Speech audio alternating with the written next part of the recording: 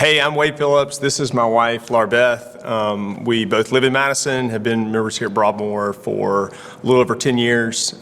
We have 2 biological children, and then back in May of this year, we adopted our little baby boy. His name is Boone. Yeah, so I remember where I was 21. Driving, 21. I was driving down Bozeman Road, kind of in between 463 and where Reunion Parkway is. I still remember exactly where I was. And as I was driving, I just remember the Holy Spirit just struck me, and he said, I try not to cry, but it's a real moment, and I'll never forget it. Driving through there, and even now, driving and seeing that spot, I can just feel the presence of. I said I wasn't going to cry and stuff. I don't know why I am, but it is. It's impactful. It's real, and it's real life. It's part of our experience. And I remember just the Holy Spirit telling me, we are not done, and I have a plan for you. I have a plan for Larbeth, I have a plan for your family, and to take us places that we didn't know. As I'm sitting here, I remember and sort of to myself in Broadmoor of having this thought and this idea of this, is this a plan? Is this a path that we're going to be on?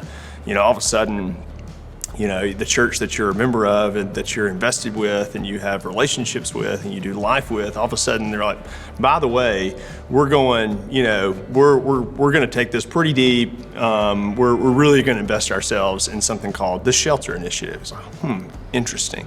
Okay, so you hear more about it. You start really seeing the seeds and the thoughts and what its intentions were, and you're like, okay. All right, well, this really aligns with a lot of maybe what I was thinking independently of that. And all of a sudden, the church makes, the announcement, this is what we want to do, these are our goals, these are the metrics that we're looking at, this is what the challenge is to the church. So for about 6 months, November all the way to April, we wrestle with it, or I wrestle with it. And we were in Arizona. It was our anniversary trip, 10-year anniversary, I think. And I remember God had told me, you're going to have to tell her at this point. Like, this is the moment where we're going to have this conversation. And I waited to the very end. And I'm talking, when I waited to the very end, I waited to the last day on the 6th time around a lazy river to finally tell her that this was where we were going. So it's funny now to think about it, but I told her and she was just like, what, are you kidding me? Like, this does not even sound like you. So I said, shock. Yeah, this was something I've been wrestling with, and kind of told her the story and the genesis of where this all started. And then from there, we got home, we did some prayer, some research, asked some friends. We had some friends that have adopted, just kind of began doing some homework. Yeah, some homework. Looking at different agencies. Did we want open? Did we want closed? Yeah, We just really educating didn't know. ourselves on what adoption was. Yeah, what did it look like? How long was it going to take? We started the home study back in August. That went through December. We finished up, and then we ended up with Lifeline agency. They're out of Birmingham, and they require all their adoptive parents to go to a conference in January. So we did that, loved it, met 3 couples good friends, and then come February we got a phone call that there was a birth mom that had dropped in the hospital in Alabama, and she had picked us. So we literally dropped everything. We were about to head to Alabama.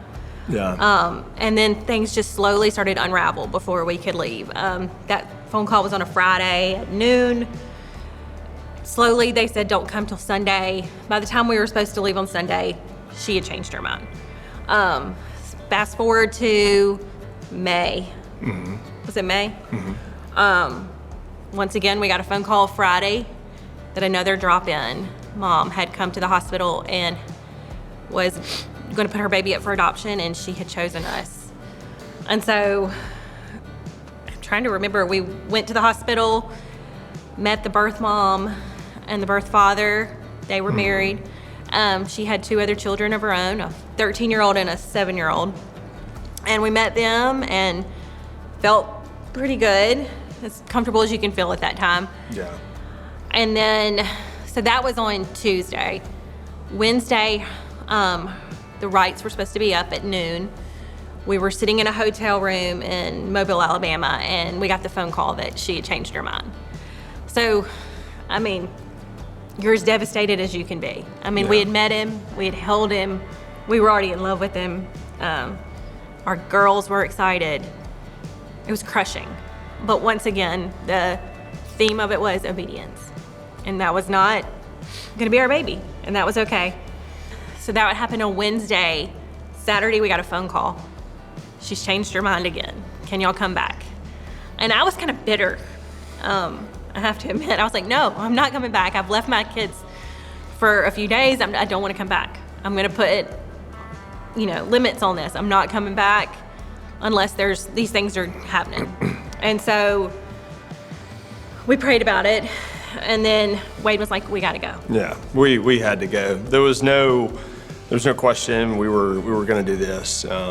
We got a call from the social worker, same thing, that she is having some concerns, some doubts. She's considering withdrawing her papers again. So we're just in this vicious cycle of, is this ever going to happen?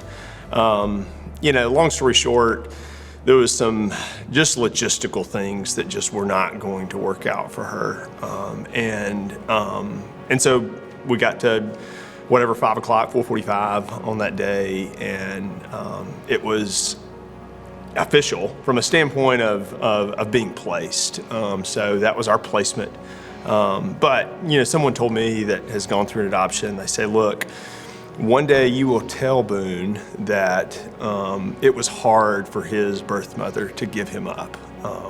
And whatever sort of transpired from that, obviously, we have today Boone, who is officially Boone Sanders Phillips. He's our son. He has just as much rights as any of our kids. And so it's a really neat process to go through. But again, part of it is, as we said, the obedience, to be in the presence of God and just to experience the sovereignty of God like we've never felt before. I think that word sovereignty gets used a lot. And we see it necessarily, from a maybe teaching or from a theological standpoint, but to really sit and to see the plans of God unfold, knowing that they will unfold perfectly as He has willed them, as He has planned for, but not knowing what that outcome is in the moment. That's truly the sovereignty of God that you sort of sit and you kind of sit in awe of what that looks like, and you're such a small piece in what He's really doing. So if He's placed it on anybody's heart, the biggest advice is continue to pursue Him, because as long as you're pursuing Him, He will acknowledge whether those thoughts, those feelings are true or not. And so continue to pursue Him, continue to explore and have questions be answered in front of you, and ask and be real about your situation. Again, there's situations, there's resources, there's a church here that is available and is standing on the stage to say, this is what we're going to do. We're going to do it as a church, do it from the pulpit all the way to individuals that are jumping in to say, this is what we're going to be about. And maybe communicate with your spouse before 6 months. 6 months, yeah. Not on a lazy river. It makes for a great story, so. Yeah.